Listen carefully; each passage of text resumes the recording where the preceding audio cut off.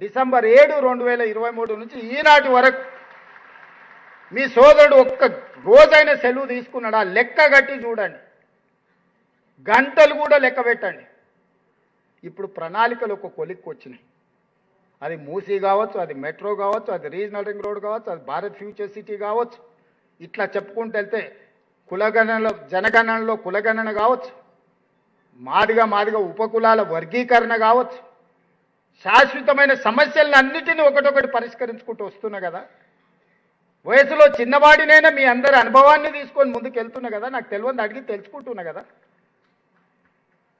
ప్రతి ఒక్కరి దగ్గర పోయి నేను నిలబడి మాట్లాడి ఏదో రకంగా చాకచక్యంగా ఏదో ఒకటి సాధించుకొని వస్తున్నా కదా. ఢిల్లీకి పోతే ఢిల్లీలో ఏముందా? కాలుష్యం ఉంది. నీళ్లు తాగాలన్నా కష్టమే, గాలి పీల్చుకోవాలన్నా కష్టమే. ట్రాఫిక్లోకి పోతే అంతకంటే కష్టం. ఢిల్లీలో ఏమన్నా లడ్డు ఉందా? ఏటికోతా నేను ఢిల్లీకి? ఏంటి కోతా మీరు చెప్పరు? ఢిల్లీ నేను చూడందా? ఇదేం ఎంపికుంటే అంతకంటే ముందు మా ఇంటి ఆనే చదువుకునేది, అప్పుడు కూడా పోయేటోండి ఢిల్లీకి. నేను స్టూడెంటే లేనే, నేను స్టూడెంటే లే. ఏంటికోతానా? ఏందుందా ఢిల్లీలో? చెప్పురు, మీరు చెప్పురు.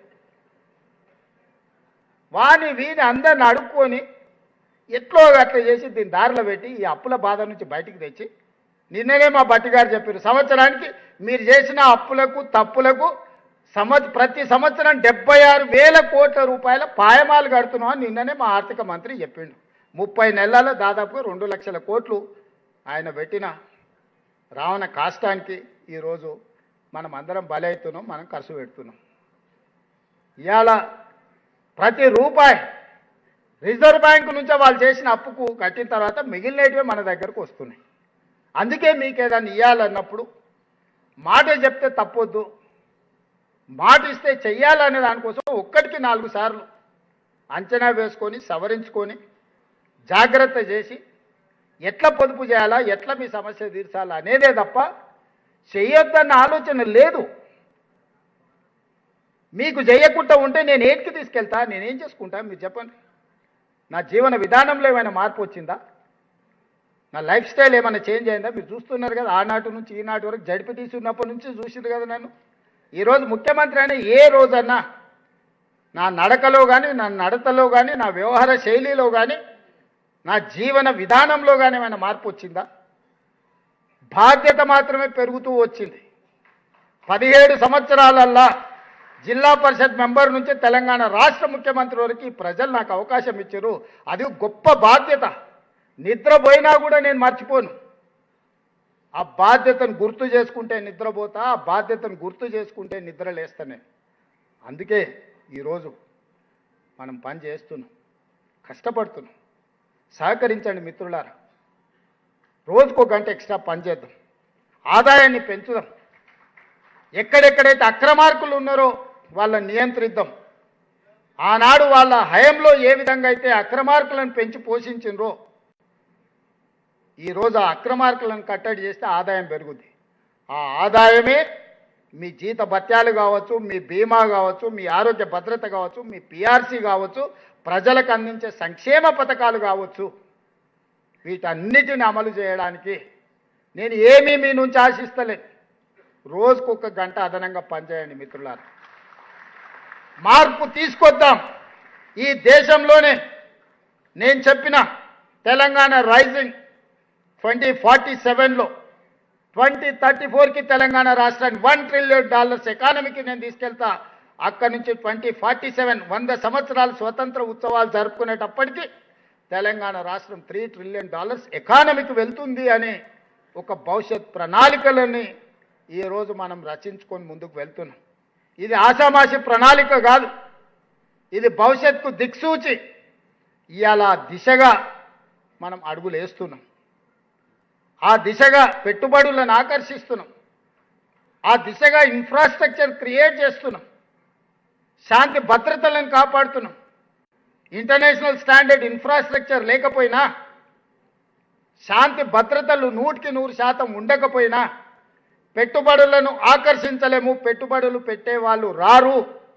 పెట్టుబడులు పెట్టేవాళ్ళు రాకపోతే మన పిల్లలకు ఉద్యోగ ఉపాధి అవకాశాలు రావు.